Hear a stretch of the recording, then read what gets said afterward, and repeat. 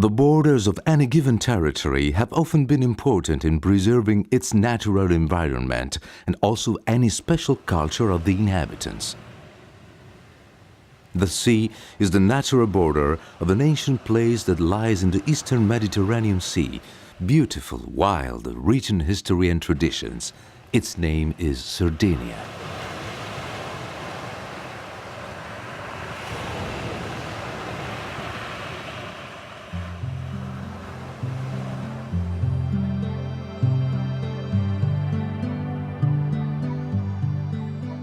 In this land, a civilization was born and developed in such a way that not even today we are sure of many details of its history. And even though we do not know the name of the islanders that lived in that historical period, called nuragica, taking the name from the type of buildings that these people erected all over the island.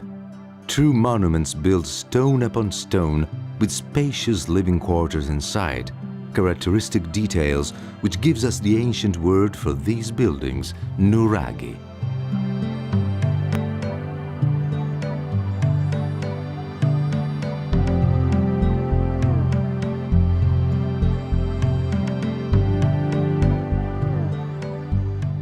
On the island territory, over 7,000 nuraghi have been officially recorded, many of which consist of just a single tower. Others are a little more complicated.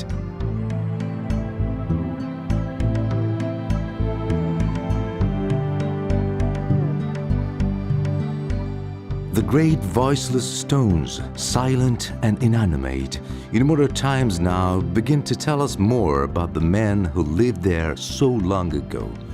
They tell us of how they were used to build these towers and how they defended it against eventual aggressors. They tell us how they were placed carefully and intelligently, following a precise plan, using simple methods, but at the same time both sophisticated and clever, so much so as to have made the history of this island. About 70 years ago, a young archaeologist, Giovanni Liliu, near Barumini, started to work on a site that would take many years to finish, to try to uncover one of the most important monuments in this nuragic culture.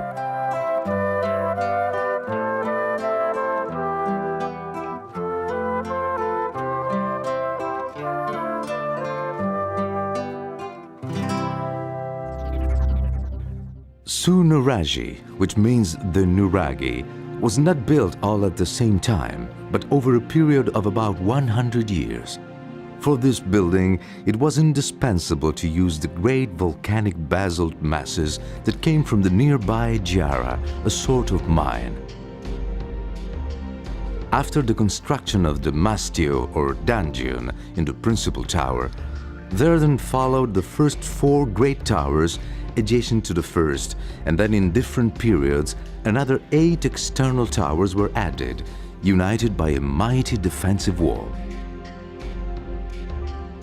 The mastio was built about 1,500 years before the birth of Christ and originally possessed 3 rooms built one after the other in a truncated cone shape with the vault closed a tolos, that is the use of the great masses at the base of the building and then even smaller stones gradually reaching the top to obtain a false cupola until finally closing the room completely.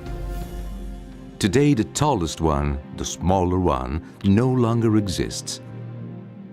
200 years later, in the period called the Recent Bronze Age, we have the appearance of a mighty boundary wall and 4 towers that are arranged perfectly in 4 cardinal points. As we can see from an aerial viewpoint, we are able to appreciate the perfect 4-lobed position of the structure. Between the mastio with the perimeter towers, we now have a central courtyard with a well, originally about 20 meters in depth, from which water was drawn for daily use.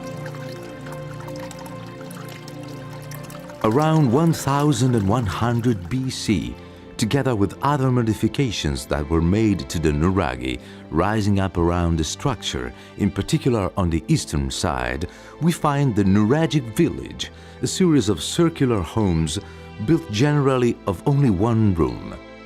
To the base of the building, built of stone, wooden beams were added, which were then covered in reeds.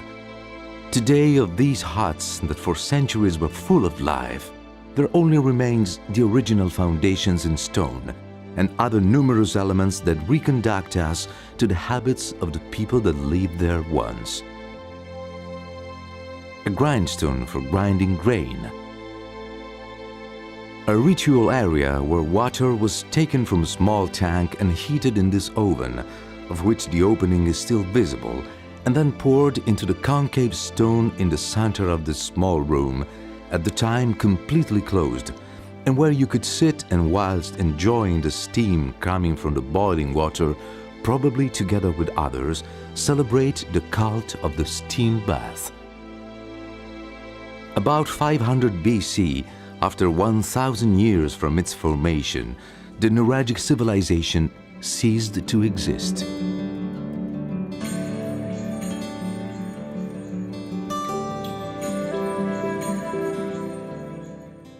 Professor Liliu's team found numerous objects during their excavations.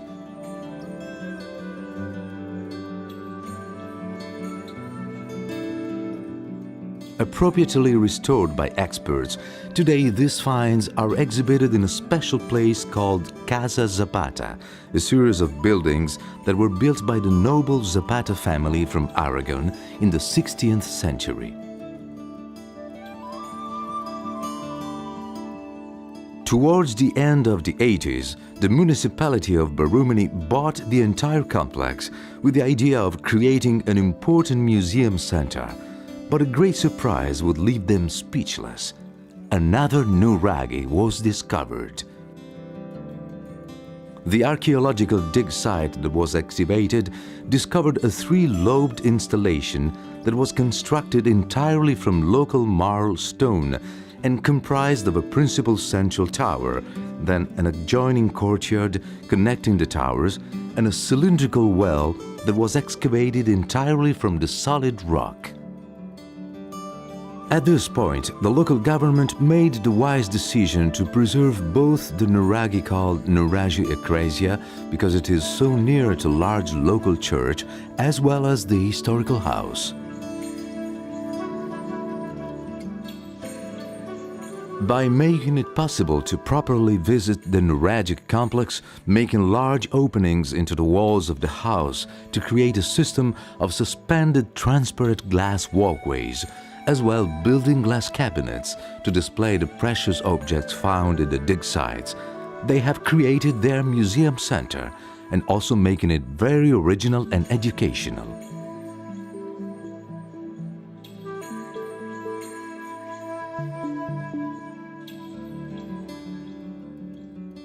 Nuragi is the most important of the 30 nuraghi that can be found in the municipality of Barumini. A monument that is appreciated all over the world, especially thanks to UNESCO, who in 1997 declared it a World Heritage Site, recognizing it as both unique and exceptional because of the creative genius of prehistoric man.